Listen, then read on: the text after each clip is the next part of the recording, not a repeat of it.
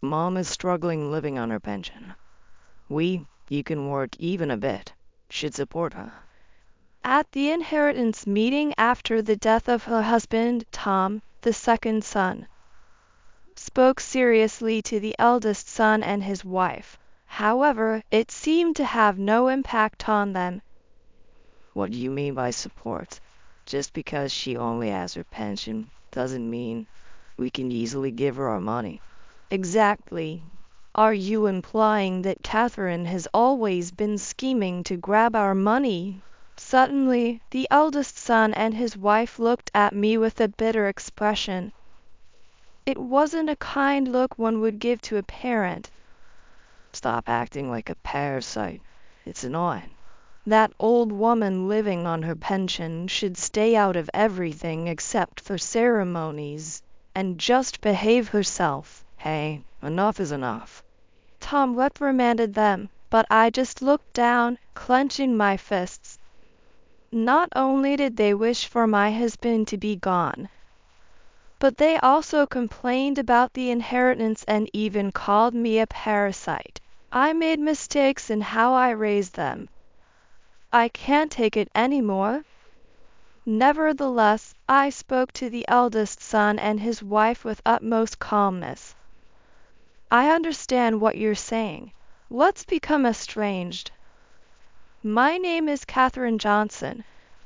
I'm turning 65 this year. Currently, I live with my husband who has retired. My husband is kind and considerate, and we've supported each other for a long time. We were blessed with 2 sons, John and Tom. Currently, both of them are married. Lately, our house has been showing signs of age, so my husband and I were planning to renovate it. We thought that if we were going to renovate, it might be good to live with our eldest son, John, and his wife. So we contacted John. John, we've decided to renovate the house. How about living together with us after the renovation?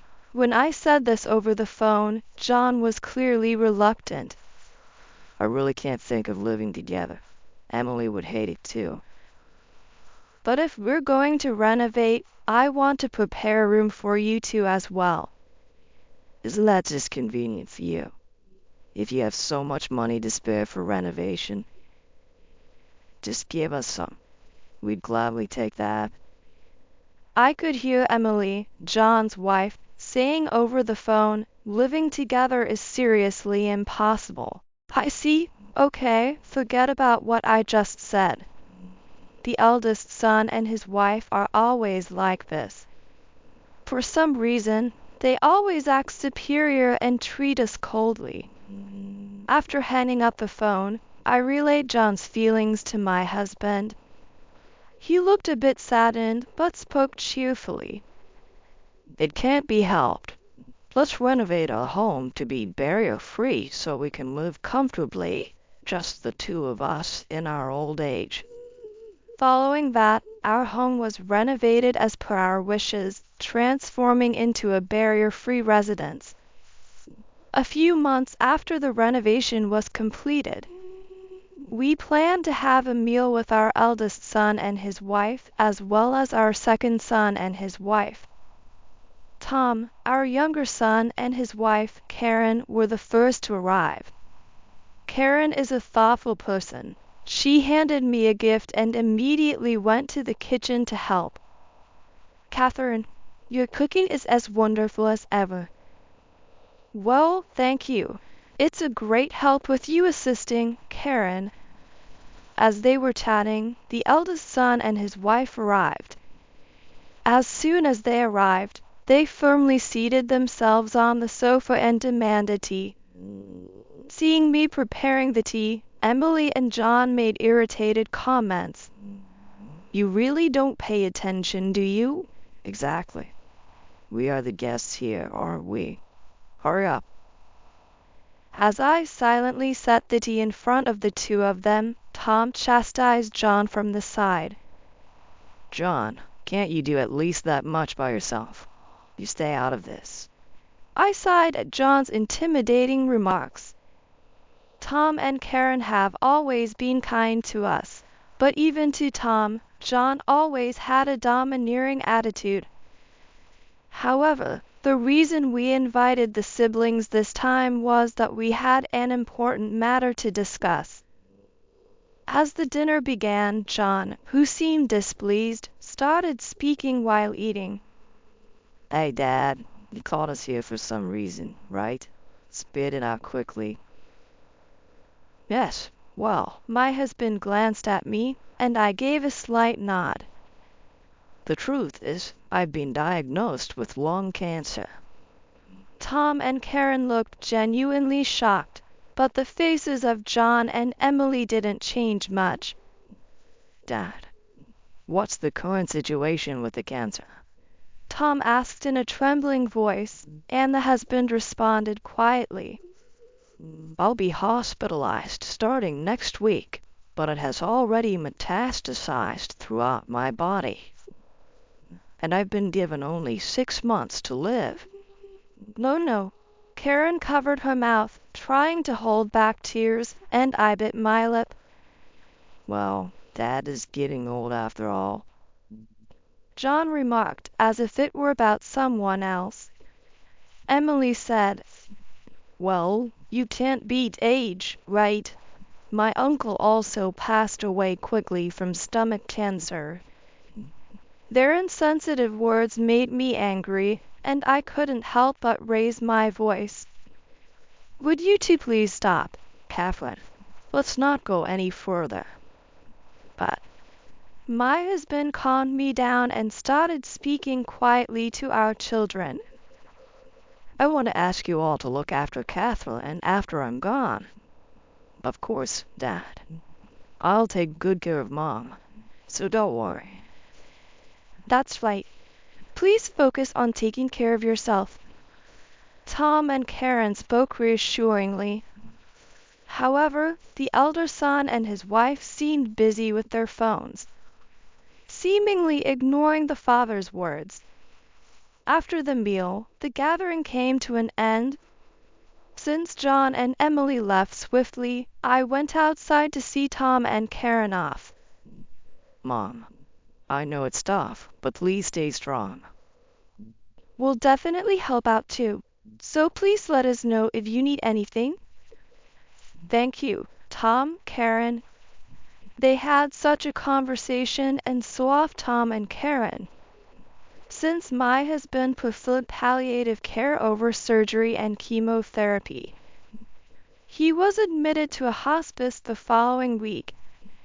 I began visiting the hospice almost daily, with Tom and Karen assisting with transportation and nursing care. However, no matter how much I reached out, the eldest son and his wife never visited. And about 5 months after his admission, as my husband's condition worsened and thinking it might be his last moments, I strongly urged the eldest son and his wife to come. They showed up, seemingly displeased. However, John didn't even hold my husband's hand or speak to him. Instead, he looked at my emaciated husband with an expression that seemed almost repulsed. I've shown my face. That's enough, right? We have things to do, so we'll be leaving now.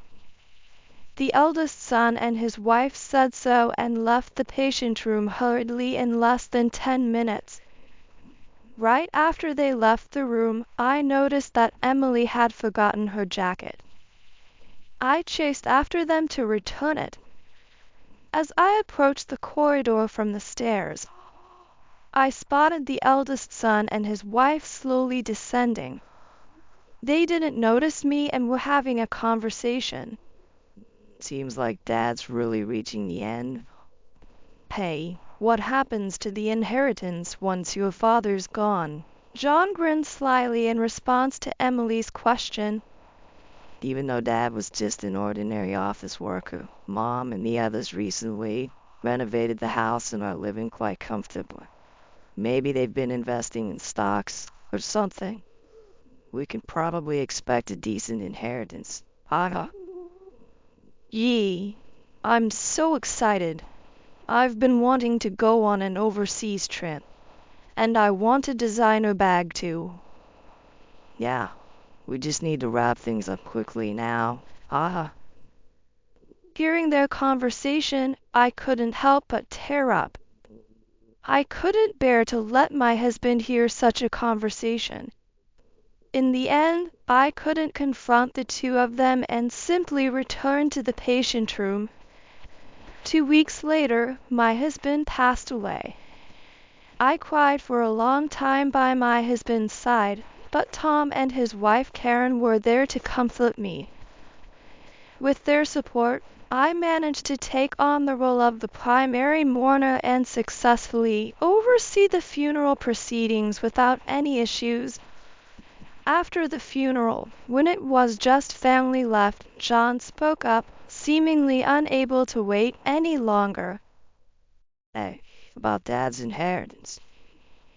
What are you thinking, bringing that up now?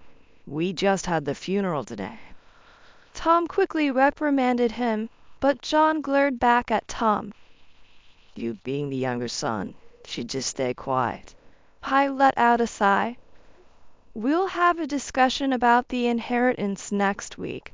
So, for today, please go home. Upon hearing those words, the eldest son and his wife smirked and promptly left. The following week, the cheerful eldest son and his wife and the solemn-faced younger son and his wife came to our house for the inheritance discussion. I made an announcement in front of both couples. First off, I should inform you that your father's inheritance amounts to $20,000. What? Upon hearing my statement, John looked as if he was caught off guard. I intend to split this according to the legal inheritance shares, half for me, and a quarter each for the two of you. Wait a minute. Is there really only $20,000? Despite my calm explanation, John persisted. I handed him a thick envelope. All the documents are here. Please review them. After scanning the documents, John and Emily's expressions turned noticeably sour. Damn, Dad was really stingy.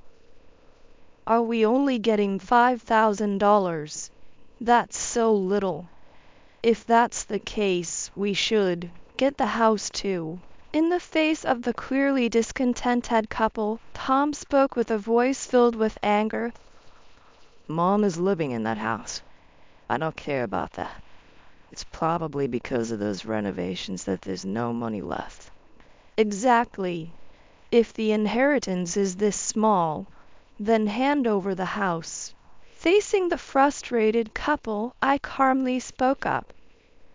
This house was painstakingly renovated by your father so that the two of us could live here during our old age. I cannot simply hand it over. As long as I'm alive, I'll take care of it.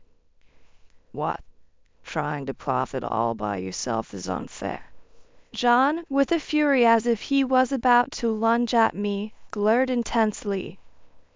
Bro, stop it. Tom restrained John. Your father worried about me until the very end. You might not understand, John. While looking at the agitated me, Tom began to speak softly. Mom, we will renounce our inheritance. Please accept our share as well. It would give peace to Dad's soul. Beside him, Karen nodded in agreement. Tom, you don't need to worry. I said that, but the eldest son and his wife interjected again. If you guys don't want it, then hand that share over to us. Exactly. We'll gladly take it. There's no way that can happen. Mom's living on a pension, and it's tough. Those of us who are working should support her. Tom fervently scolded the eldest son and his wife, but it didn't seem to faze them in the slightest. Support, you say? Just because she only has her pension doesn't mean she can just hand over our money that easily. Right? Or maybe, from the beginning, you intended to take our money, didn't you, Catherine? Suddenly, the eldest son and his wife looked at me with expressions as if they'd bitten into something bitter. It was not a look one should give to their parent. Stop being such parasites. It's a nuisance. Old pensioners like you should just keep to yourselves and only get involved in weddings and funerals. Hey, enough is enough. Although Tom scolded them, I just hung my head and clenched my fists. Not only did they wish for my husband's absence, but they also complained about the inheritance, and to top it off, they called me a parasite. Where did I go wrong in raising them? The thought brought tears to my eyes. But I couldn't break down here. I held back my emotions and addressed John and the rest with utmost calm. I've heard what you have to say. Let's cut ties. The eldest son and his wife looked surprised for a moment, but their expressions quickly turned smug. Ah, really? That's more than we could have hoped for. So we don't have to deal with the old lady anymore. Lucky. As John and Emily quickly tried to leave, they made a snide remark to Tom and his wife. That means you two have to take care of the old lady now. Good luck taking care of the parasite. As John and Emily stormed off, Tom and his wife rushed to my side. Mom, are you okay? They're just too much. Catherine, we're always here for you. Please don't be disheartened. I, still looking down, raised my head and looked straight at the two of them. Tom, Karen, I have something to tell you. Several months later, while I was relaxing at home, John and Emily, accompanied by Tom, appeared. What's going on? I thought we had severed ties, hadn't we? Hey, old lady, we've got something to discuss. Yes. Let us in. The eldest son and his wife shouted at the entrance with flushed faces. Then, from the side, Tom spoke apologetically. I'm sorry, Mom. They asked about the house, and I just told them. It's all right. For now, everyone come in. I let them into the house. As soon as they were led to the living room, the eldest son and his wife began to shout. What do you mean you gave the house to him? Exactly. What do you mean by overlooking us? The eldest son and his wife. While watching the two of them, I spoke in a calm tone. I decided to hand over the house because Tom said he would maintain it along with the memories of his father. Well, what's that supposed to mean? John, taken aback, stared at me. Tom and Karen have been a great support to me. It's only natural. I smiled warmly at the somewhat apologetic-looking Tom and Karen. Mom, thank you. That's not what we want to know. You said you'd take over the house yourself, didn't you? I glanced briefly at the eldest son's wife, who seemed about to froth at the mouth, and then explained. I thought I'd hand it over if you could respect the wishes of both your father and me. Besides, I've started receiving rental income. What do you mean by that? Sighing towards the astonished eldest son, I calmly spoke. Remember last year, when my father, your grandfather, passed away? Tom attended the funeral, but you said you were too far away and didn't attend, remember? Well, about that. Your grandfather was a landlord who owned several buildings and apartments. I've finally settled that inheritance and started receiving rental income. The eldest son and his wife looked as if they had been shot by a bolt from the blue. We weren't informed about this. I didn't tell you. Hey, about the rental income. How much are you talking about? Well, it's about $2 million a year, so it's easy to give a house to my lovely son and his wife. Then the eldest son and his wife abruptly stood up. Wait, hold on a second. If it's about the son and his wife, then we should also. Why should I share my assets with someone who called me a parasite? You're the ones who told me to stay out of your lives, right? Well, about that. If you're going to call me a parasite, then please don't leech off of me. As I firmly stated, the eldest son and his wife seemed to be at a loss for words. I glared at the two of them and pointed to the entrance. Well, our conversation is over, isn't it? Please leave. Wait just a moment. Mom, please listen to me. The eldest son approached me in a fluster and suddenly clung to my arm. I looked at him with cold eyes. I see no reason to be called Mom by you. Please. You can give us a house or money too, right? We're in trouble. The eldest son's wife pleaded loudly. I looked at the two of them and spoke. In trouble? What do you mean? The eldest son then started talking hesitantly. We kind of spent recklessly, thinking that Dad's inheritance would come in, and we got into a bit of debt. I forcefully pulled away the eldest son's arm. Unbelievable. I never thought you would do something this stupid.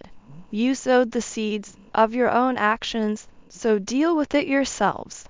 Mom, that's just too much.